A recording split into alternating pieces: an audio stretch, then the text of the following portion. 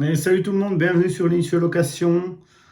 Alors aujourd'hui de quoi on va parler? On va parler un peu des haters, des commentaires sur la chaîne. Et je pensais pas en avoir avec si peu d'audience entre guillemets, mais ils sont arrivés quand même très très tôt.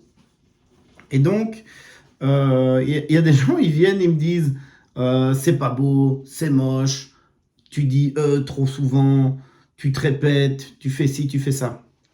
Je suis d'accord avec vous en fait, je suis totalement d'accord avec vous. Mais je m'en fous. Et pourquoi je m'en fous? Parce qu'en fait, je cherche pas non plus à avoir 100 000 abonnés. C'est pas ça qui me fait vivre. Et beaucoup de gens pensent aussi, et ça doit être terrible pour pas mal de youtubeurs. Alors ça, j'en sais rien, c'est des trucs que j'entends. Euh, je suis pas sûr que je suis OK avec ça. Mais enfin, mettez-moi en commentaire ce que vous pensez. Apparemment, il y a des gens qui ont des grosses chaînes YouTube, mais avec leur monétisation, bah, ils gagnent des sommes pas ouf, quoi. Et tu es quand même obligé tout le temps de refaire du contenu, du contenu, du contenu. Et quand je vois la charge de travail, c'est quoi de tourner des vidéos, de monter des vidéos, le temps que ça prend et l'argent et l'énergie, c'est énorme. Donc du coup, même si quelqu'un il gagne, je sais pas moi, 4 000, 5 000, 10 000 euros par mois, mais quelle est son équipe, combien il paye, qui a réellement quoi en poche, c'est beaucoup de travail. Et je vous dis ça pourquoi? Parce qu'en fait, si vous n'êtes pas content en fait de la chaîne, arrêtez de me regarder. C'est ça que je comprends pas. Il y a des gens, ils aiment pas et continuent à regarder encore et ils continuent à critiquer, à critiquer. Euh, je crois que sur 2024, on va être sur la même tendance. Pourtant, j'ai essayé de trouver des monteurs, enfin plein de gens qui pourraient m'aider. Si vous faites partie de ça, je veux bien avec des tarifs intéressants, on va dire. Mais moi, sur YouTube, je ne gagne pas 10 000 euros sur YouTube, hein. Alors quand il y a des gens qui viennent pour des vignettes me demander des sommes de malade. Alors je ne remets pas votre travail en cause, quoi, mais pour faire une bête petite vignette ou pour faire des montages et que tout le monde me demande à coût de 200 euros de l'heure, j'ai déjà eu des 450 de l'heure, des forfaits à 2500 euros. Les gars, je suis pas Mister Beast, hein.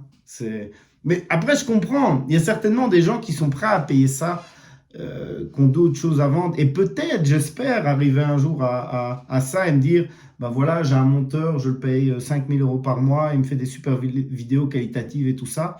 Mais moi, c'est pas à mon niveau. Donc clairement, c'est trop pour moi. Et ça va rester comme ça. Et je pense aussi que cette chaîne, elle a été créée de un pour trouver des gens comme moi. Et comme je vous parlais, c'est ça aussi un peu que j'ai saisi, le personal branding de tout ça. En fait, ces vidéos sont c'est un peu égoïste. Je le fais aussi un peu pour moi, pour qu'il y ait un retour sur investissement pour moi aussi.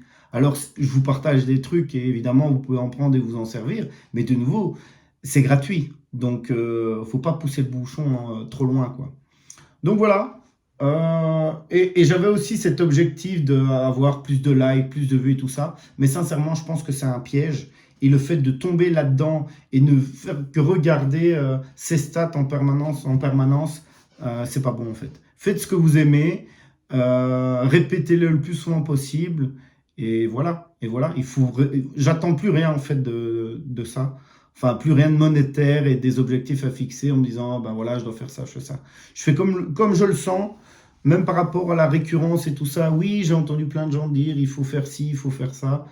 Fais comme tu peux, ça sera déjà très bien. Donc voilà, petit conseil pour ceux qui veulent lancer leur chaîne YouTube et qui ont quelque chose à vendre. Et je crois que c'est aussi très important d'avoir ça, que chacun ait quelque chose à vendre pour gagner sa vie autrement et pas être dépendant de YouTube. Euh, Moi, la liberté et l'indépendance, mais vraiment pas juste dire je suis indépendant pour dire je suis indépendant, mais le fait de pas nécessiter et pas d'être bloqué dans un truc, c'est super, super important. Donc voilà, j'espère que ça vous aura aidé. Si vous aimez bien, likez, partagez. Et si vous êtes des haters, allez-y, mettez-moi un max de commentaires. Ciao, ciao, à plus.